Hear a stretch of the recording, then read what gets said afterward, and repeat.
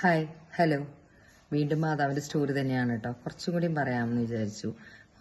മടുക്കുന്നുണ്ടെങ്കിലോ ബോറടിക്കുന്നുണ്ടെങ്കിലോ പറയണേ.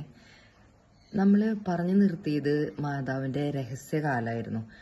അന്ന് യൂതന്മാരുടെ ഒരു നിയമം അനുസരിച്ച്, അല്ലെങ്കിൽ അവിടുത്തെ ഒരു കാര്യമനുസരിച്ച് എന്താന്ന് വെച്ചാൽ, ബാലികയായത് മുതൽ നമ്മുടെ വിവാഹപ്രായം എത്തുന്ന വരെ അവരങ്ങനെ പള്ളികളിൽ പ്രാർത്ഥിച്ചും ദൈവത്തോടൊപ്പം ഇരുന്നൊക്കെയാണ് ജീവിക്കുന്നത്. അങ്ങനെ നമ്മുടെ മാതാവ്, കുഞ്ഞുമാതാവും അങ്ങനെ തന്നെയാണല്ലോ ജീവിച്ചുകൊണ്ടിരുന്നത്. അപ്പോൾ മാതാവ് മറ്റുള്ള ലോകത്തിൽ നിന്നും മറച്ച് നിന്ന്, അല്ലെങ്കിൽ അവിടെയുള്ള സ്ത്രീകളോടൊപ്പം പ്രാർത്ഥനയായി ജീവിക്കുകയായിരുന്നു. മാതാവിനെ രാത്രി കാലങ്ങളിൽ നമ്മുടെ ദൂതന്മാർ പ്രത്യക്ഷപ്പെട്ടിട്ട് മാതാവിനോട് സംസാരിക്കുകയും പ്രാർത്ഥിക്കുകയൊക്കെ ചെയ്യായിരുന്നു. അതുപോലെ തന്നെ ദൂതന്മാർ കൊടുക്കുന്ന ഭക്ഷണമാണ് മാതാവ് കഴിച്ചിരുന്നതെന്ന് പറയുന്നു. അത് ആത്മീയമായിട്ടും ഉള്ള ഭക്ഷണത്തെയാണ് കൂടുതലും അതിൽ സൂചിപ്പിക്കുന്നതെന്ന് തോന്നുന്നു എനിക്ക്. അങ്ങനെ നല്ലൊരു കാലം മുഴുവനും, കുട്ടിക്കാലം മുഴുവനും മാതാവ് രഹസ്യമായി ജീവിച്ചു.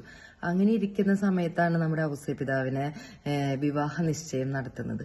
വിവാഹ നിശ്ചയം നടത്തിയിട്ട് നമ്മുടെ ബൈബിളിൽ വിവാഹം കഴിഞ്ഞ കാര്യങ്ങൾ പറയുന്നില്ല. വിവാഹം നിശ്ചയിച്ചു എന്നുള്ളതാണ്. ഔസേപിതാവുമായിട്ട് വിവാഹം നിശ്ചയിച്ചു. അങ്ങനെ ഇരിക്കുന്ന സമയത്താണ് നമ്മുടെ ഗബ്രിയേൽ മാലാഖ കടന്നു വന്ന് മാതാവിന് പ്രത്യക്ഷപ്പെട്ടിട്ട് പറഞ്ഞു, നീ ദൈവകൃപ നിറഞ്ഞവളെ സ്വസ്തി എന്നൊക്കെ പറഞ്ഞിട്ടുള്ള ഒരു പ്രാർത്ഥന ചൊല്ലിയിട്ട് നമ്മുടെ ദൈവദൂതൻ പറഞ്ഞു എന്തെന്ന്, നിനക്കൊരു പുത്രൻ ജനിക്കും, അത് യേശു എന്ന് പേരിടണം.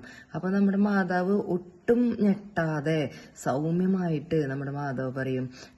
അതിനൊക്കെ നല്ലത് മാത്രം പറഞ്ഞുകൊണ്ട് മാതാവ് നിൽക്കുന്ന ഒരു രൂപം നമുക്ക് നമ്മുടെ മനസ്സിലുണ്ട്.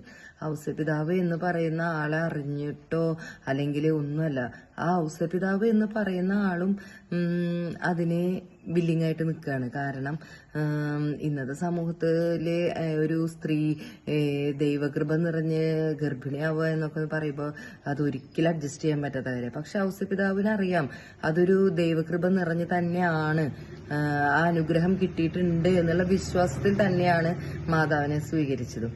പിന്നീടുള്ള കഥകൾ ഞാൻ പിന്നെ പറയാം. Okay, thank you.